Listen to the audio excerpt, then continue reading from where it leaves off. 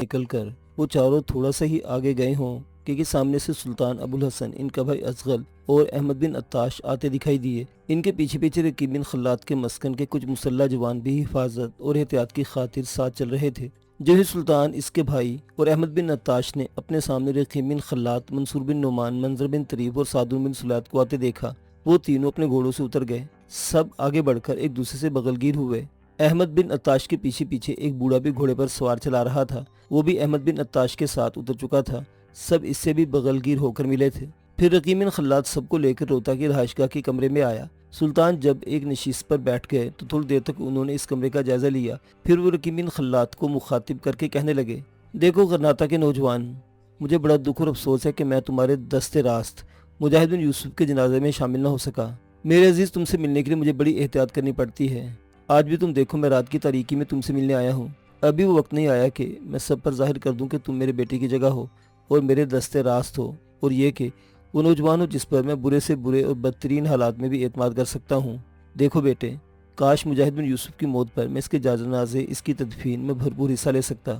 اس پر رقیب بن خلاد بولا، سلطان محترم، مجھے آپ کی مجبوری کا احساس ہے۔ میری خود یہ حالت ہے کہ میں دن کی روشنی میں غرناطہ میں آ کر آپ سے نہیں مل سکتا، اس لیے کہ غرناطہ میں آباد عیسائی ہسپانے کے اندرونی حصوں کی طرف جاتے رہتے ہیں، مجھے شکل سے پہچانتے ہیں۔ میں ایک بار جو آپ کے یہاں رات کو مہمان ہوا تو اس لیے رات ہی کے وقت اپنے مسکن میں لوٹ آیا تاکہ دن کی روشنی میں غرناطہ میں کوئی نصرانی مجھے نہ دیکھ لے۔ اس طرح ہسپانے کے اندر میری ذات مشکوک ہو سکتی ہے۔ سلطان محترم، مجاہد بن یوسف کی موت پر آپ نے جن جذبات کا اظہار کیا، اس کے لیے میں آپ کا ممنون اور شکر گزار ہوں۔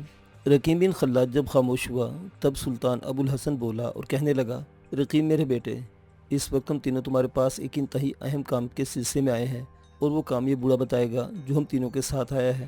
اس پر رقیب اور اس کے چاروں دوستوں نے اس بوڑھے کی طرف دیکھا جو احمد بن عطاش کے ساتھ بیٹھا ہوا تھا۔ اس موقع پر ازغل بول پڑا، رقیب میرے عزیز، یہ بوڑھا خود ہی تم سے کہے گا کہ اس پر کیا بھی تھی اور یہ تم سے کیا کہنا چاہتا ہے۔ ازغل نے اس بوڑھے کو مخاطب کرتے ہوئے کہا، دیکھو مسلم بن موسیٰ، یہ شخص جو سامنے بیٹھا ہے ہمارے محسنوں میں سے ایک ہے، اس کا نام رقیب بن خلاد۔ جو کچھ تم پر بیتی اور جو کچھ تم کہنا چاہتے ہو بیان کرو۔ ازغل جب خاموش ہوا تب وہ بوڑھا رقیب بن خلاد کو مخاطب کر کے کہنے لگا، جناب میرا نام مسلم بن موسیٰ ہے، میں ہسپانیہ کی شرقی بندرگاہ لقنت کے قریب ایک قصبہ لوخو کا رہنے والا ہوں۔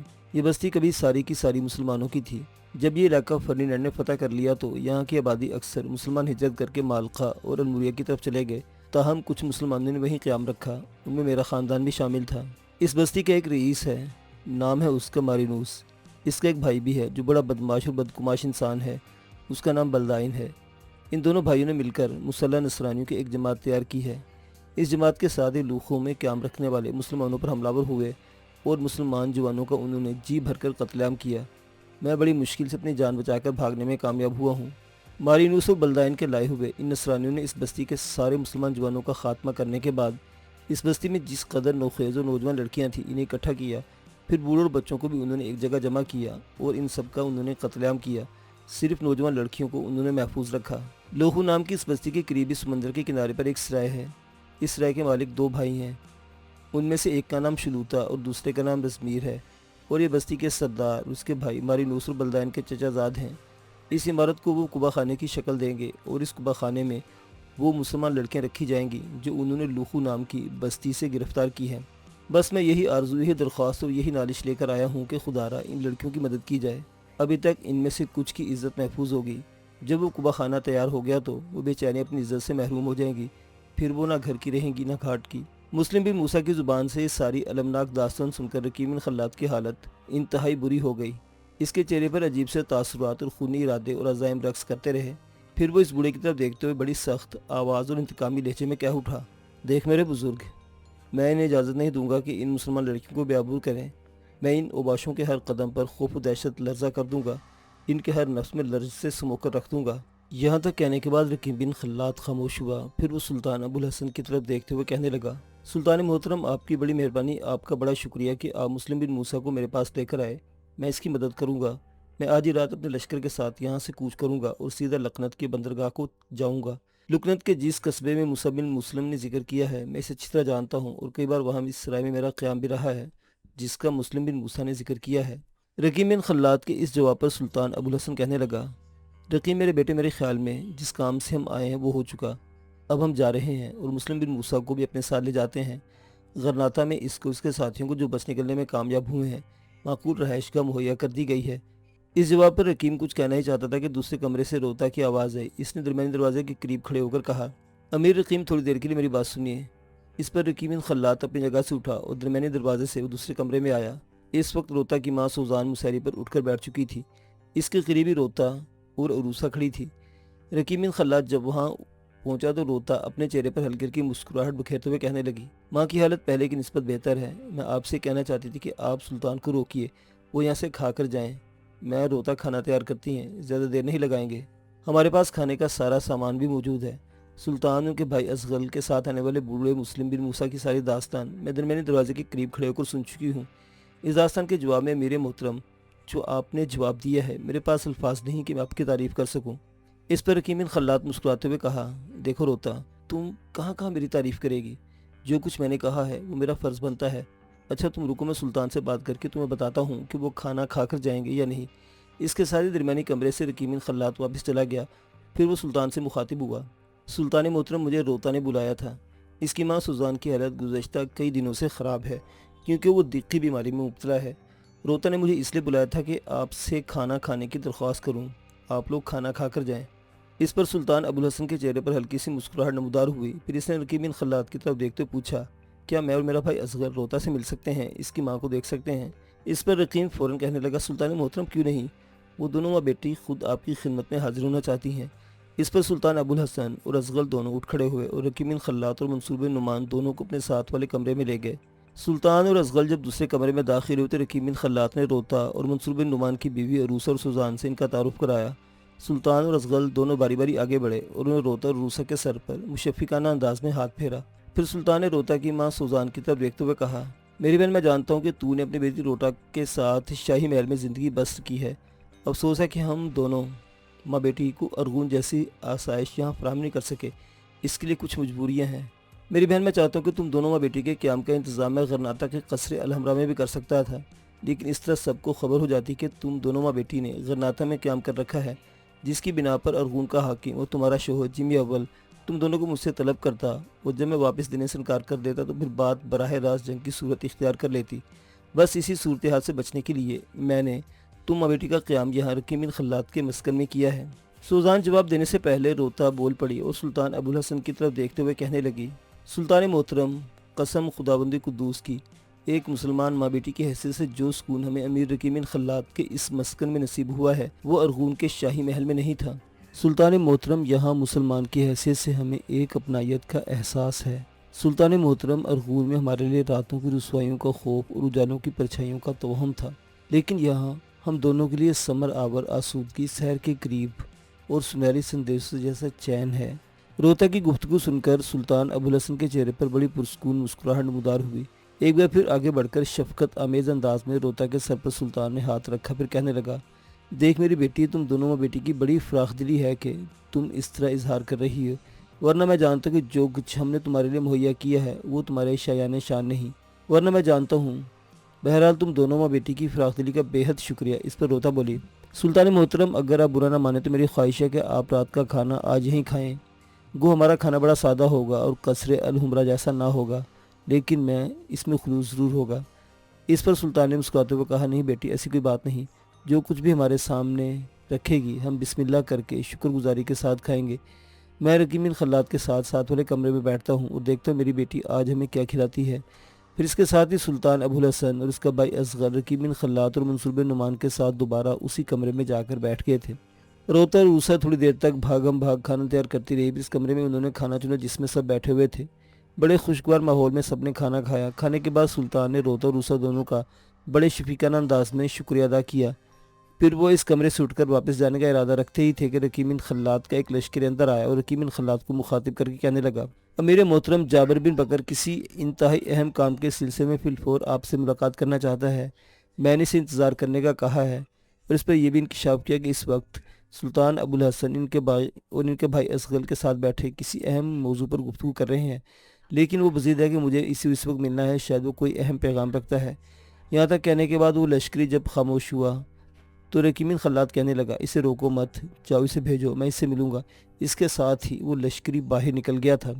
اس لشکری کے جانے کے بعد سلطان ابوالحسن نے رقیب بن خلاد کی طرف دیکھتے پوچھا یہ جابر بن بکر کون ہے؟ اس پر رقیب بن خلاد مسکراتے ہوئے کہا سلطان محترم یہ میرے جاسوسوں میں سے ایک بہترین اور انتہائی قابل اعتماد جاسوس ہے۔ اس کے ذمہ غرناطہ شہر سے متعلق خبریں فراہم کرنا ہے اور یہ وہاں راہب یولوجسٹ کی حیثیت سے کام کرتا ہے اور انتہائی قابل اعتماد اور ملک و ملت اور دین و مذہب کا درد و دکھ رکھنے والا انسان ہے۔ رقیب بن خلاد یہیں تک کہنے پایا تھا کہ راہب یولوجسٹ جس کا اصل نام جابر بن بکر تھا وہ کمرے میں داخل ہوا۔ پہلے اس نے سب سے مصافحہ کیا، پھر رقیب بن خلاد کے سامنے کھڑے ہوتے ہوئے کچھ کہنا ہی چاہتا تھا کہ رقیب بن خلاد نے ہاتھ کے اشارے سے اسے پہلو میں بیٹھنے کو کہا۔ جابر بن بکر بیٹھ گیا تو پھر وہ کہہ رہا تھا امیر محترم میں ایک انتہائی اہم خبر لے کر آیا ہوں۔ اس پر رقیب بن خلاد کہنے لگا کہو، یہاں کوئی اجنبی یا پرایا نہیں ہے، یہاں سب کی موجودگی میں تم جو کچھ کہنا چاہتے ہو کہہ سکتے ہو۔ اس پر جابر بن بکر انکشاف کرنے لگا امیر محترم فرڈینینڈ اور ارغون کا حکمران جیمی ابھی تک الصخرہ کی شکست کو فراموش نہیں کر سکا۔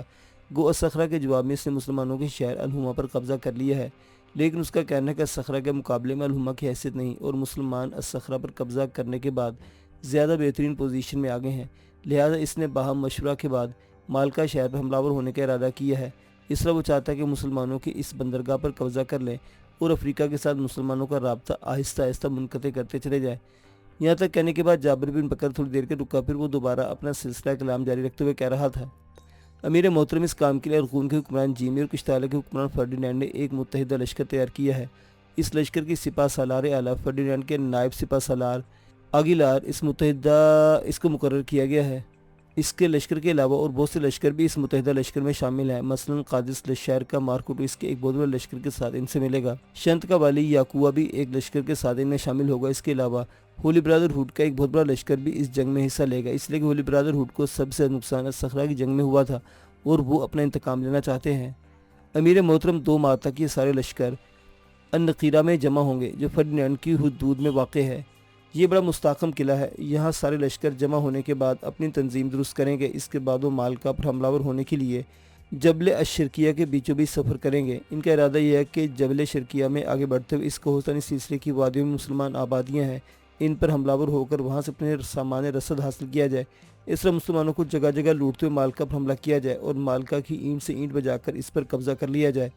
امیر محترم یہ کارروائی تقریباً 2 ماہ بعد شروع کی جائے گی، لہٰذا اس کارروائی کو روکنے کے لیے ابھی ہمارے پاس بہت وقت ہے۔ یہاں تک کہنے کے بعد جابر بن بکر خاموش ہو گئے۔ اس کے خاموش ہونے کے بعد کمرے میں تھوڑی دیر تک عجیب سا سکوت اور خاموشی طاری رہی۔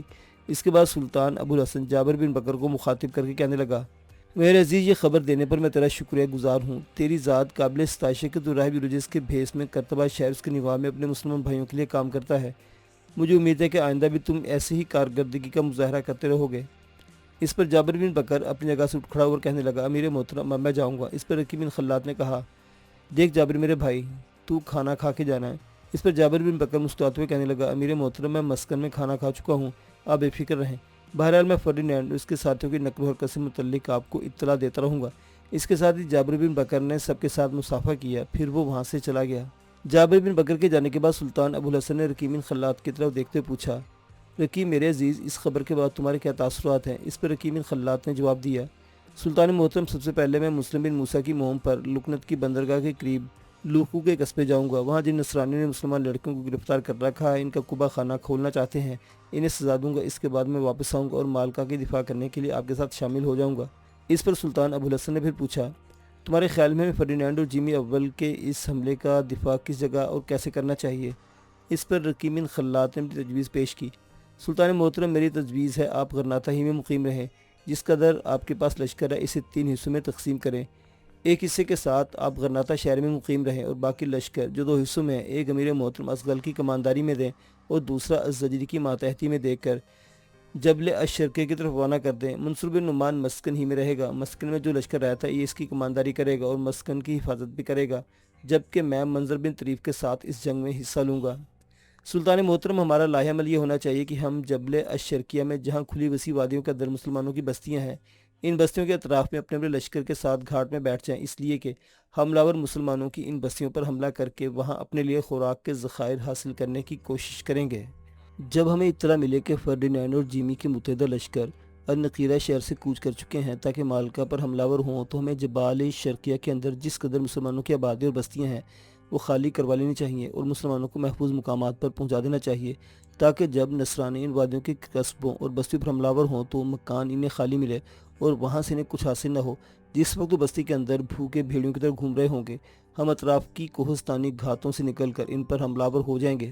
ہمارے حملہ آور ہونے کا طریقہ کار یہ ہوگا کہ امیر محترم ازغل اپنے لشکر کے حصے کے ساتھ جنوب کی طرف سے بڑھیں گے، الزجری مشرق کی طرف سے، جبکہ میں مغرب کی طرف سے حملہ آور ہوتے ہوئے وادی میں اتروں گا۔ صرف شمال کا حصہ نصرانی لشکر کے بھاگنے کے لیے خالی چھوڑ دیا جائے گا۔ جب وہ بھاگے تو پوری خونخواری کے ساتھ ان کا تعاقب کیا جائے اور کسی کو بھاگنے کا موقع فراہم نہ کیا جائے۔ میرے خیال میں اگر ہم اصلاح عمل پر کام کریں تو ہم حملہ آوروں کو بدترین شکست دے سکتے ہیں۔ جواب میں سلطان ابو الحسن اپنی جگہ پر کھڑا ہوا تھا۔ ان کی طرف دیکھتے ازغل اور احمد بن عطاش بھی کھڑے ہو گئے تھے۔ پھر سلطان ابو الحسن رقیب بن خلاد کو مخاطب کر کے کہنے لگا، دیکھ غرناطہ کے نوجوان، میں تمہاری اس تجویز کو پسند کرتا ہوں۔ اسی پر عمل پیرا ہو کر فرڈینینڈ اور جیمی اول کے لشکر کو روکیں گے اور ان پر جوابی کارروائی کریں گے۔ اب میں جاتا ہوں، میں بھی حالات پر نگاہ رکھوں گا۔ تم بھی اپنے جاسوسوں کے ذریعے حالات پر نگاہ رکھنا۔ جب تم اپنی نئی مہم کے سلسلے میں قصبے لوخو کی طرف جاؤ تو اپنے مسکن سے میرے عزیز برابر رابطہ رکھنا تاکہ فرڈینینڈ اور جیمی اول کے حملوں میں اگر کوئی تبدیلی ہو تو اس سے تمہیں آگاہی رہے۔ اس پر رقیب بن خلاد نے کہا، سلطان محترم آپ کسی قسم کی کوئی فکر نہ کریں، میرا اپنے مسکن سے ویسے رابطہ رہتا ہے۔ اس کے ساتھ ہی وہ سب کمرے سے باہر آئے۔ سلطان ابو الحسن، ازغل اور احمد بن عطاش نے سب سے مصافحہ کیا، پھر وہ وہاں سے چلے گئے تھے۔